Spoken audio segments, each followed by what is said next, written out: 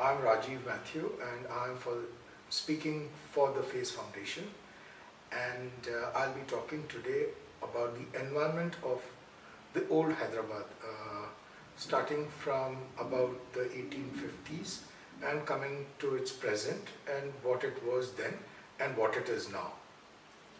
So I'll start off with some of the areas that are that all of us know. This is, everyone knows about the airport Shamshabad, which at one point in time was full of grape gardens and scrub jungle. And that area supported a lot of bustards, which are today almost endangered.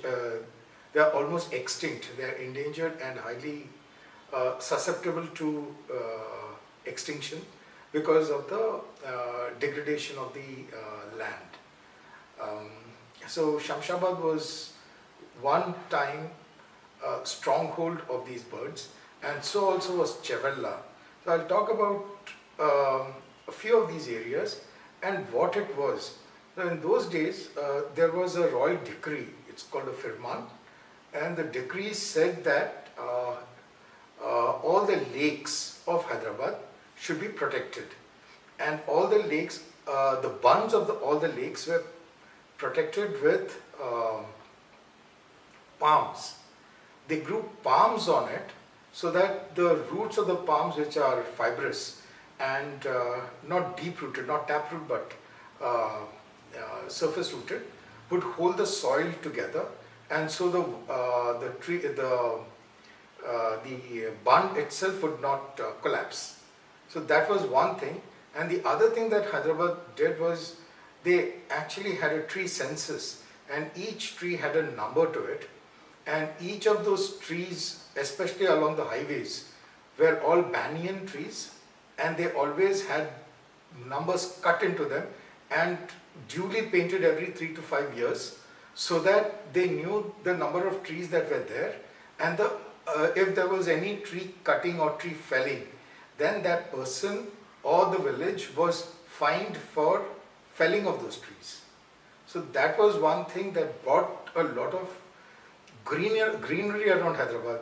In fact, Hyderabad had so many lakes that it was known as the Emerald City, because all the lakes looked like emerald green dots around the city of Hyderabad. And when we come to all that, we talk about, I'll talk about the fauna of this area, the wildlife of this area. We had a spectacular amount of wildlife, though there was a huge amount of hunting, and it was all regulated. The hunting in those days were highly regulated, and there was a lot of emphasis laid on what animals could be shot and how they could be shot. And there was no shooting at night, there was no shooting using lights, excepting for carnivores, and so that was how it all went. And so I'm coming back to a place called Maula Ali, which we all know is the Dargah there. And Maula Ali was very famous for its leopards, so also was Trimalgiri. That entire belt, which is now thickly populated, either in the cantonment or outside the cantonment, all these areas had a lot of wild animals. And when we come to areas like Jubilee Hills, the checkpost of Jubilee Hills was the forest checkpost. That was where the forest started, the Sheikh Pit Shivara as it was known, and it was basically a hunting area for the Nizam and his guests, and that entire area, including the Chiran palace that was there, was a hunting lodge, and that area had a lot of leopards and all these animals. So Hyderabad was actually a very small little habitation with a lot of wildlife around it. And if you look around Hyderabad, even today there is a lot of wildlife in the immediate vicinity of Hyderabad. If you take a radius of about 40-50 kilometers, which is almost on the outskirts of Hyderabad, in fact, they're all the outskirts of Hyderabad. You have animals like leopards in pockets. You have a lot of other animals, including the four-horn antelope, which is the only animal in the world which has got four horns, and it is unique to India, and it is what we would call it as an endemic species to India. The other thing about Hyderabad is because of its vast number of lakes, we also had a lot of water birds coming in, and migrants are one of the very interesting things that come in during the winters. So we have a lot of duck coming in, we have geese coming in, and we have these, in those days also the cranes. I think today the cranes are not coming in at all, but there was a time when all these birds used to come into Hyderabad, and Hyderabad, because of its location, it's in the central flyway of the migratory path. So a lot of birds come into Hyderabad. So we always had not only these water birds, but we also had these, we have rather, a lot of these small birds like the warblers, the flycatchers and all that coming in.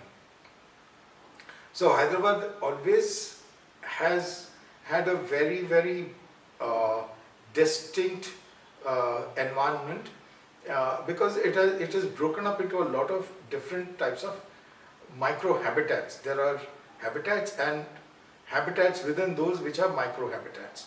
So we have the Narsapur forest, which is about 40 odd kilometers from the center of the city, and you have a lot of animals there, including the chausinga, the leopard, and a lot of other animals.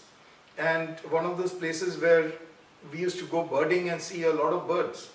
And the Narsapur lake always attracted a fair amount of duck and water birds. So that was one area that we always went to for birding. And the other was other areas around Hyderabad which are very interesting for wildlife is Hyderabad and Anantagiri Hills. Beyond Anantagiri Hills you have a place called Dharur, and Dharur has got a lot of wildlife in it. So these are the areas that had, and even today have a significant amount of wildlife in those in these parts. So coming to Hyderabad, Hyderabad is a minor hill station, and it is where the TB Sanatorium is located, and which is in the Anantagiri Hills, in fact. And Hyderabad and Anantagiri are part of the same area, the Anantagiri being the hills and the Hyderabad being the plains area of that area, hills. Now Anantagiri Hills has a very interesting feature because there are lots of birds that you generally associate with the Western Ghats to be found in the Anantagiri. We have seen the vernal hanging parrots and the hair-crested drongos there. And again, it's got a spectacular amount of wildlife. If you go around in the evenings, one is, there is a very, very good possibility of seeing one of those animals like your chausingas, the four-horn antelope, and the spotted deer, and then the jungle fowl, and more than the jungle fowl, the spur fowls. So you see a lot of these animals, and of course you will also see your peafowl there. So this is one thing about that area, the Anantagiri Hills. Coming to Narsapur, Narsapur is a very interesting forest because that was a place which hosted tigers in those days, and tiger hunting was a part of the whole gambit of shikar around Hyderabad, and Narsapur was famous for its tigers. Today we sadly don't have tigers there, and but there are a lot of leopards. And one thing that has happened is in the past few years we see a lot of monkeys. It started about 20-25 years ago, and most of these monkeys were caught and released from various areas, from the National Institute of Nutrition, where when they said that it was unethical to use animals for trials, many of these monkeys that were there were released into various bits of forest, and that is how we've had growing numbers of monkeys across different parts in different forest zones, because they thought that the best thing to do with a monkey is to release them in the forest, without understanding that these are the rhesus macaques, which are the northern monkeys, which are not found basically south of the northern bank of the Godavari River.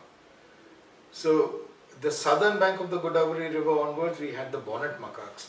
Now the bonnet macaques have been driven away by the more aggressive red rhesus monkeys. So, and people feed them. So there is no need for them to hunt for food in the jungles. There is no need for them to forage in the jungles, but they just have to sit on the roadside and beg, and people just feed them for religious and other sentimental values. So that is another reason why we see so many monkeys and monkey attacks in those areas.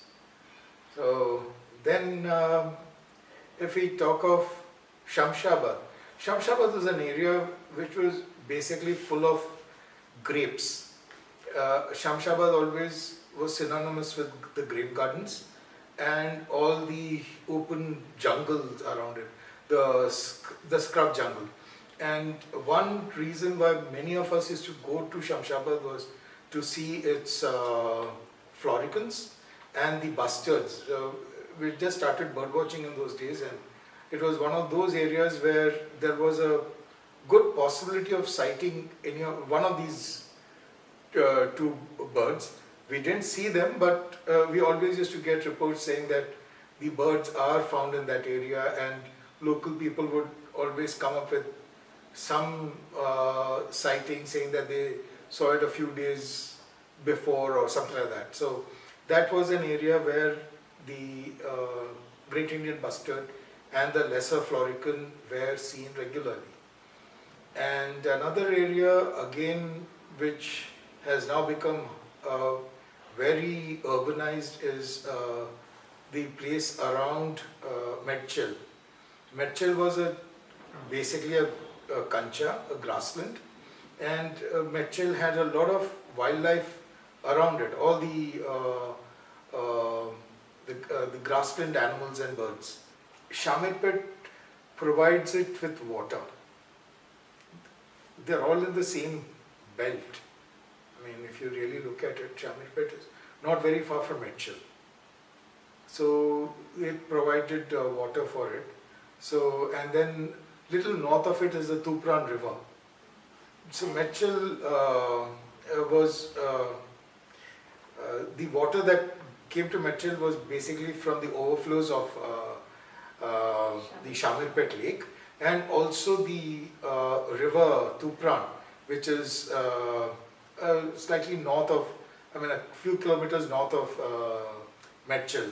So that actually irrigated the lands of Medchil and its surroundings.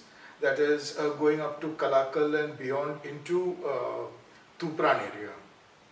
So these areas had sufficient water, but they were all grasslands.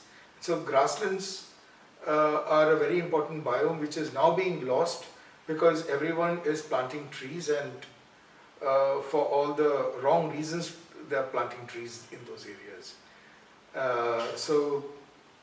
That is the scenario as of today. So what has happened is all these animals that were there have shifted out. They have moved into other areas or have died out locally, and the more woodland animals have come in.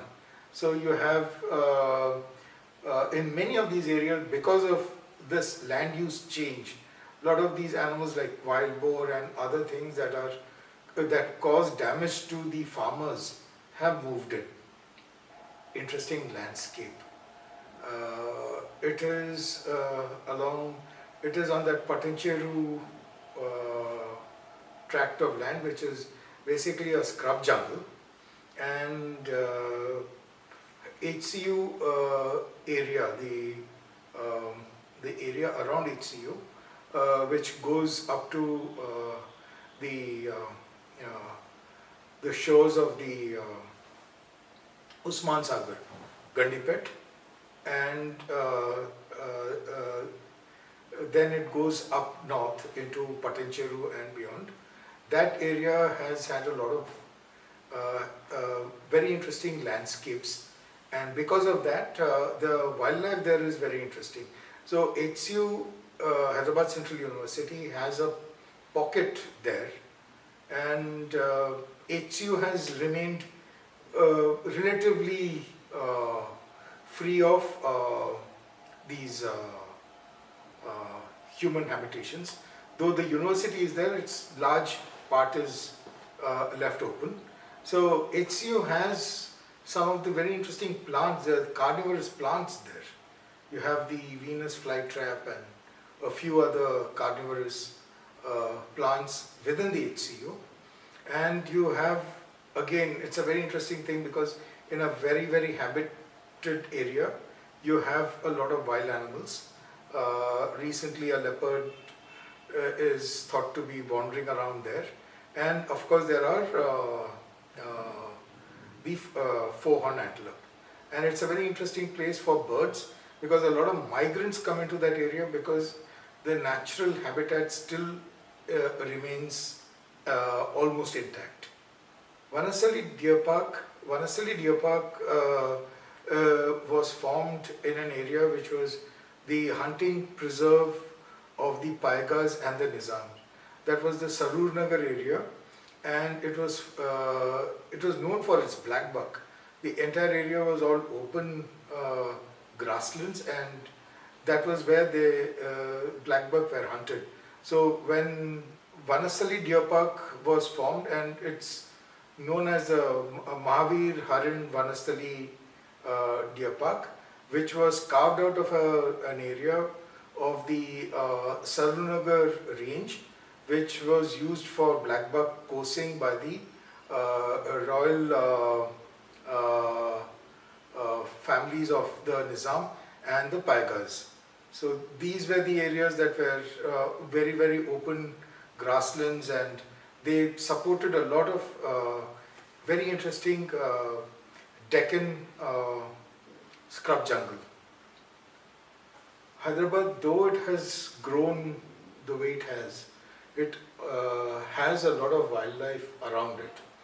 And even today, which is surprising for a city of its size, it carries a lot of bird life within it. If you go around the Chiran, that is the KBR park, you will see a lot of birds, including the peafowl, and a lot of migrant birds. And around Hyderabad, all the lakes around Hyderabad have very interesting birds coming in, from the flamingos in the Aminpur lake and the Himat Sagar and Usman Sagar, to bar-headed geese and all these other very interesting species of ducks that come in. And I must put a word here out for Aminpur Lake, which is a biodiversity heritage site, because it has a very distinct array of species, especially during the winters. And then when we go to Narsapur or we go to any of these other forested areas, there is a very good possibility of seeing some wildlife, though one should be very quiet about the whole affair. And then there is also there is a great chance of seeing some very interesting bird, like we have the hornbills there. the crested hawk eagle, the Bernalese eagles, and several other very interesting species. So Hyderabad, as it is, has got a lot of fauna and flora on offer for people who would love to go and see them. And if you go to any area within about a 50-kilometer radius, which is not very far actually, there is a possibility of seeing some interesting bird, and end of the day soaking up all that is there in the wild and just communing with nature.